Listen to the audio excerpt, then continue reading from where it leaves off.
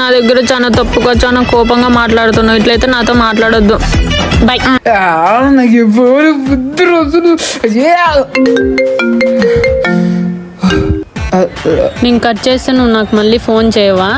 పోరా, నువ్వు నన్ను అర్థమే చేసుకో.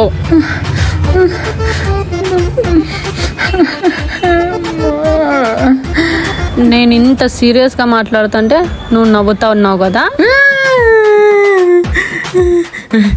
ఒక 5 నిమిషాలు ఊరికే ఉండే, లేదంటే ఇప్పుడే మిది నుంచి కింద దుముకుతా ఉండు. ఇప్పుడేమి నేను నిన్ను అర్థం చేసుకోవాలా, అంతే కదా? సరేనే, ఒక 5 నిమిషాలు నువ్వు నేను నువ్వు అనుకో.